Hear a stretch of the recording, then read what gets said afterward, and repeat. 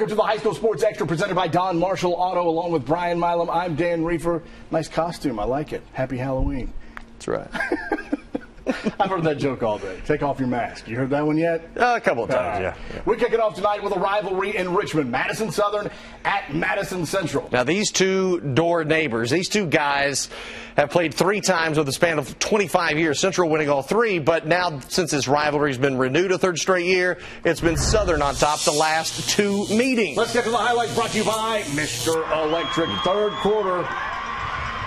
And it's Southern coming back on the Indians after trailing 17-14. Landon Stacy from short yards for the touchdown. And then look out, Corion Cryer. You know, he reminds me of Dave Meggett. You remember him from the New York Giants way back when? 68-yard score, Central up 24-21. And then a field goal for Insurance. Madison Central wins it tonight 27-21. Dunbar, you know, they played really well lately, just no wins to show for it against tough competition. Doesn't get any easier at Boyle County tonight. Jefferson Harkless for Dunbar, dropped by Boyle's Eric Brown. Dunbar can play some D2 and did all night, holding Boyle County without a first down in both the 2nd and 3rd quarters. Maurice Carter making the great play on the ball with the pick. This game was 7-6 late in the 4th quarter, but Boyle scored and goes on to win it 21-14. Dunbar begins the playoffs at Lafayette next Friday. Generals probably don't want to see them right now. Scott County hosting Covington Catholic. Hey, Bill Clinton, Ronald Reagan. I didn't know. I thought there was jelly beans. The Cardinals get it going. Yeah, thumbs up to you, too. Cardinals get it going after a Covcath turnover. The handoff to Kendrick Hamilton. All right. Gets in 7-0. Scott County. Now, after the Colonels tie the game, following Scott County's 2nd fumble of the 1st quarter, the kickoff goes to Dylan Smith. He fields it around the 2-3-yard line. Smith gets by that tackler, and now this is just a poor effort by that guy. And then it's Smith, 98-yard kickoff return for touchdown. That gives the Cardinals the lead. Scott County wins it 56-35. The Cards will host Clark County, so battle of the Cardinals next week in the postseason.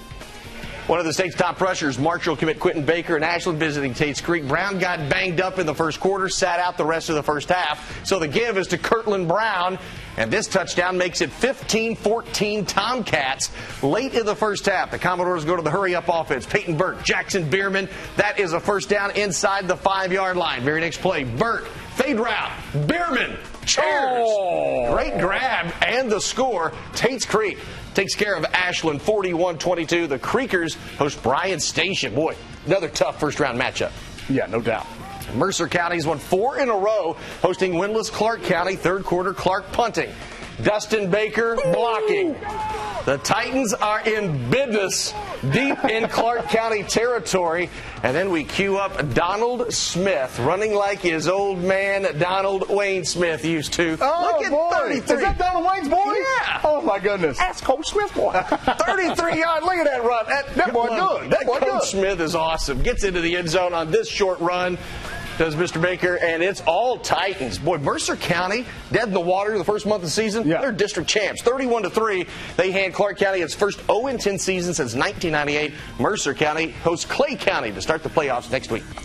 One of this state's legendary high school football coaches, Tom Larkey, has a son who's making a name for himself in the same profession. Before Chris Larkey took over at North Laurel in 2009, the school's high water mark was 8 wins once in 1994. Now, under Larkey, the younger Larkey, the Jags won 8 games last year, and the year before that, well, this year they've topped it all. North Laurel, 9-0, going for its first undefeated regular season in school history. The Jags welcoming Montgomery County to the jungle in London. There's Coach Larkey. Jags now have just taken a 7-6 lead. Ensuing kickoff, here comes Cody Parsley. Oh, and look at this. He's got a little stiff arm right there. Get out of the way, but huffing, puffing. Oh, he just there's not enough gas in the tank to get all the way, but sets up 1st and goal for the Indians. And a few plays later, Art Walker, he's long, he's tall, and he's over the goal line, 12-7. Montgomery back in front. Jaguars trying to answer the screen to Steven Nelson. He finds some room on the far side. Big gainer to the Montgomery County 19-yard line, but Montgomery would come up with a stop on 4th down, and Montgomery County denies North Laurel its first perfect season in school history with a 26-14 win. North Laurel hosts South Laurel to start the postseason. Montgomery County will host its first playoff game since 2010 next Friday against Dixie Heights. Look at Dan Gooch of the Rock Eaters. That's pretty cool. Pulaski County gearing up for a run at repeating as 5A state champs. visiting Bourbon County, and the Colonels came out firing. Clay Bolin calls his own number, gets in for the touchdown, 7-zip.